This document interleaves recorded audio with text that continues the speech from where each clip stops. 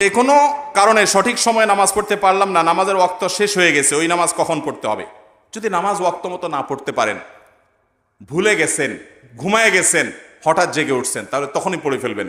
মান্নামা আন সালাতিন আও নাসিহা ফালিউসাল্লিহা ইযা যাকারাহা ফাইন্না যালিকা ওয়াক্তু। হাদিসে আসছে, যে ব্যক্তি ঘুমে কারণে নামাজ পড়তে পারলো না বা কোনো বিশেষ ব্যস্ততায় সে ভুলে গেছে, তাহলে যখন স্মরণ হবে, যখন ঘুম ভাঙবে তৎক্ষণাৎ পড়ে ফেলতে হবে। এটা জীবনে কালে বদলে হতে পারে, কিন্তু প্রতিদিন হলে সেটা অবশ্যই আপনার ক্ষমার যোগ্য না, বরং সেটা জঘন্য অপরাধ। এরপরে প্রশ্ন হলো, আমি কোরআন শরীফ শুদ্ধ করে পড়তে পারি না, কিন্তু আমি প্রতিদিন সকালে মসজিদে শুদ্ধ করে পড়ার চেষ্টা করি। মসজিদের ইমাম সাহেব বলে, যারা কোরআন শুদ্ধ করে পড়তে পারে না কিন্তু সকালে মসজিদে কোরআন পড়ে, তাদের উপর আল্লাহ লানত পড়বে। এই কথাটা কতটুকু সত্য? নাউজুবিল্লাহ। কোন ইমাম যদি এই কথা বলেন, তাহলে সন্দেহাতীত ভাবে তিনি জঘন্য ভুল করছেন, তার ইস্তেগফার করা উচিত। এক্ষেত্রে একটা হাদিস বলা হয়, রুব্বা কারিইন লিল কোরআন ওয়াল কোরআন ইয়ালআনুহু। বহু কোরআনের পাঠক আছে, কোরআন পড়ে অথচ কোরআন তাদেরকে অভিশাপ দেয়। এই যে হাদিস বলা হয়, এই হাদিসটা সম্পর্কে মুহাদ্দিসিন ইকরাম, হাদিস বিশারদদের মন্তব্য হলো এটা কোনো হাদিস না, এবং এটাকে নবী সাল্লাল্লাহু আলাইহি ওয়াসাল্লামের বক্তব্য হিসাবে কোথাও পাওয়া যায় না। মাইমুন ইবনে মেহরানের বক্তব্য হিসাবে অনেক মুহাদ্দিসগণ মন্তব্য করেছেন। এই যে একজন সালাফ পূর্বসূরির বক্তব্য, এটা কোনো হাদিসের নবী সাল্লাল্লাহু আলাইহি ওয়াসাল্লামের বক্তব্য না, নবী সাল্লাল্লাহু আলাইহি ওয়াসাল্লামের দিকে সম্বোধন করা সঠিক নয়। এটা হলো প্রথম কথা। দ্বিতীয় কথা হলো, যে ধরেও নেওয়া হয় হাদিসের অংশ হোক, সেটা মাইমুন ইবনে মেহরান, তিনি একজন সালাফ, তার উক্তি হিসাবে যদি ধরে নেওয়া হয়, তাহলে তার অর্থ আপনাকে কে বলেছে যে কোরআন শুদ্ধ করার চেষ্টা করে তারপরেও সে শুদ্ধ করতে না পারলে লানত পড়ে? কে বলেছে আপনাকে?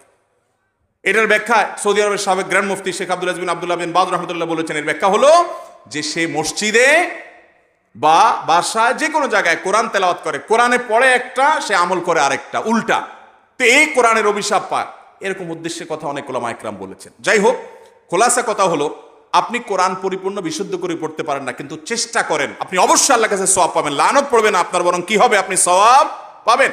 তবে হ্যাঁ, শুদ্ধ করার চেষ্টা করতে হবে। আপনি কোনো একজন আলেম হাফেজের কাছে গিয়ে বলবেন, হুজুর আমার তেলাওয়াতটা একটু শুনেন। যদি মেজর ভুল থাকে, যেটাকে লাহানে জলি বলে, যেটা কারণে অর্থ পরিবর্তন হয়ে যায়, তাহলে সেক্ষেত্রে কিন্তু কি হবে? আপনার ওটাকে কারেকশন করতে হবে, কারণ ওটার কারণে আপনার নামাজ হবে না, নামাজ নষ্ট হয়ে যাবে। এই জন্য মিনিমাম অতটুকু আপনাকে শুদ্ধ করতে হবে।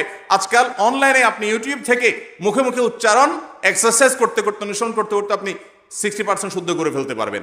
শুদ্ধতার একটা না, অনেকগুলো লেয়ার আছে। 100% শুদ্ধ এটা সবার হয় না। আমারও অনেক তেলাওয়াতের মধ্যে আমার চাইতে আরো ভালো যারা তেলাওয়াত জানেন, তিনি অনেক সূক্ষ্ম সূক্ষ্ম ছোট ছোট অশুদ্ধ দিক বাইর করতে পারবেন। এগুলোর কারণে কোনো তেলাওয়াতের কারণে সওয়াব হবে না বা গুনাহ হবে, এরকম কোনো বিষয় না।